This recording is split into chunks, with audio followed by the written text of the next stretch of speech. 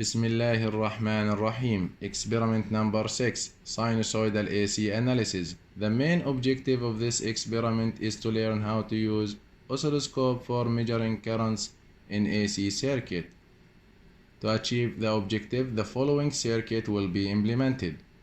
The materials required are 1 kilo ohm, 220 ohm, 1.5 kilo ohm, 0.022 microfarad capacitor and 12 millihenry inductor.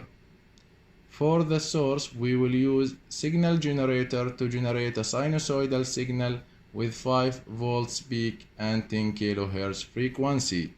To take the measurements, we will use oscilloscope. The next step, we will implement the circuit experimentally. This is our implementation. To differentiate between the common node and the other nodes, we used green wires for common node and red wires for the other nodes.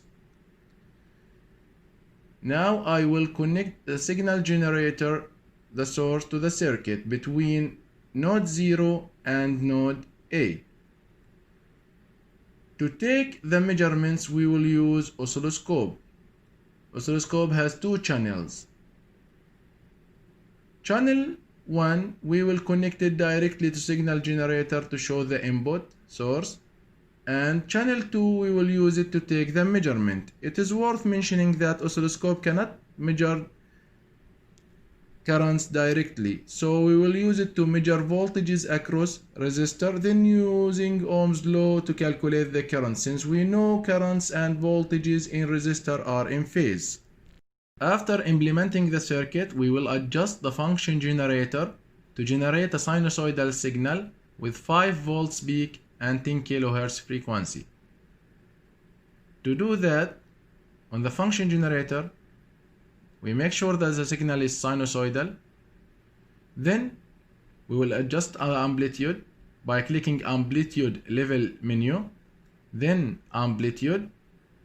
It's clear on the screen that the amplitude is peak to peak. So our signal is peak 5, so we'll multiply it by 2, it will be 10. Using keypad, we will insert 10 volts amplitude. Yeah, this is the amplitude of the signal. There is no phase, there is no offset. Now for the frequency, we go back by clicking this button. Then frequency. The frequency in hertz, so 10 kilohertz. Kilo. Yeah, this is the, now our signal is ready.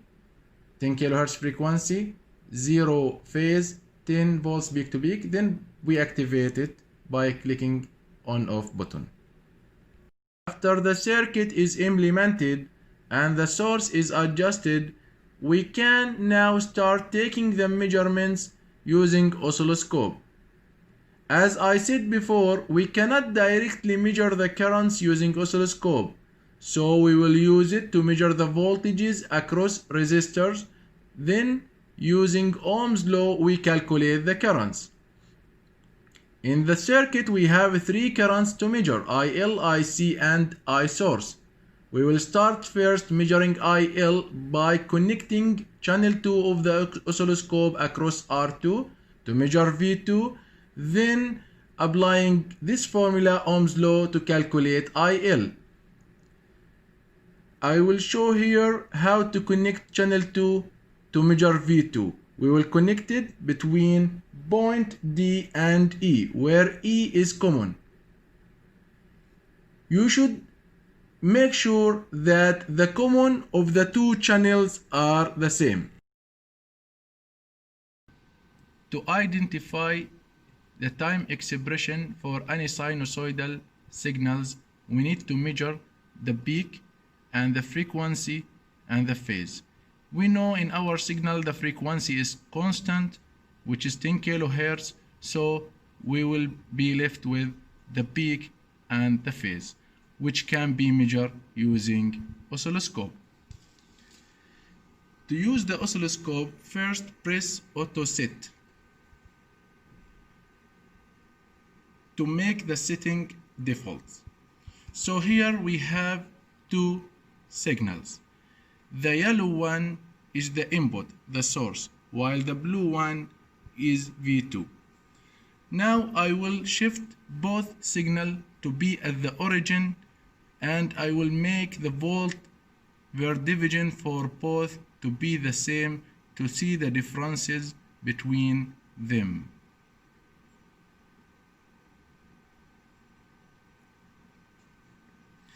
The voltage division for channel 1, I will make it 2, while for channel 2 also 2. Now they have the same voltage per division, 2 volt per division for channel 1 and 2 volt per division for channel 2, while the time for division is 50 microsecond for both signals.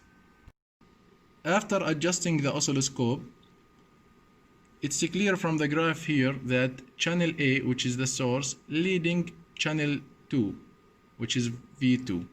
Also, the voltage magnitude of channel 1 is higher than channel 2.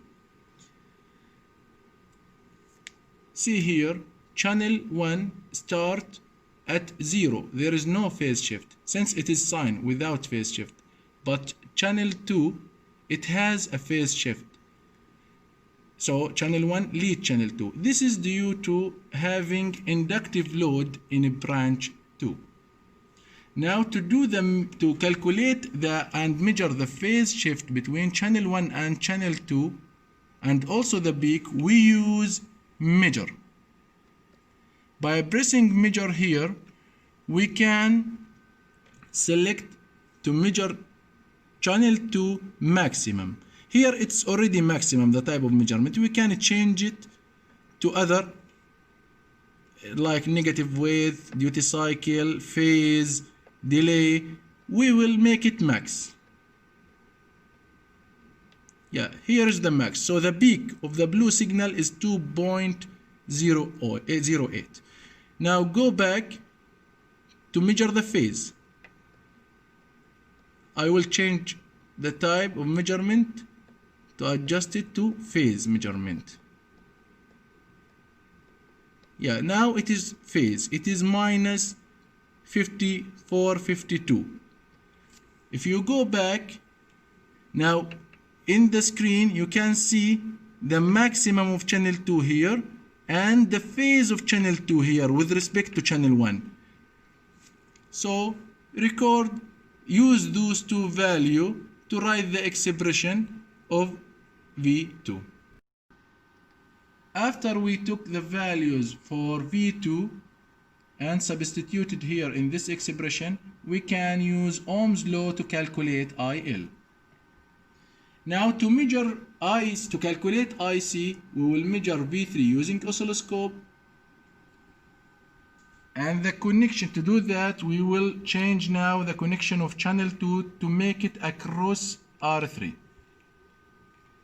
You will notice here that again we have two signals. The yellow is the input and the blue one is the voltage V3. It's smaller than V2. Now I will change the voltage per division for channel 2 to make it more clear. You can see now that the blue signal lead the input. So the angle will be positive for the blue signal for V3. Yeah, which is written here, around 46 degree. And the peak around 60.7 millivolt. This leading because the branch is capacitive. To calculate IC, we use again the same Ohm's law, and we did the same as we did with IL. Now we are done with IL and IC. The remaining is the source current, which pass through R1. To measure I source, we need to measure the voltage across R1. And to do that, we cannot connect channel 2 between A and B to measure the voltage, because the common will be different for channel different from channel 1. Channel 1, the common is at 0 node, while if we connect channel 2 across R2, it will be either in B or A. To solve this, we modify the circuit by moving R1 to be between node E and 0. And so the common will be the 0 node for both channels. Of course, the current here between A and B is the same between 0 and E. So nothing will happen to the circuit. I mean, the current and voltages will not be affected by this modification. To do the measurement physically using oscilloscope, we'll move channel 2 and connect it across R1 in the new position. And you can see here in the oscilloscope screen both the input, which is the yellow signal, and V1, the blue signal. Again, the V1 lead the input. And this indicates that the equivalent impedance is capacitive. See here, the maximum is 3.2 for V1 and the phase is positive, indicate that it is leading, which is around 2022. Using Ohm's law, we can calculate the source current.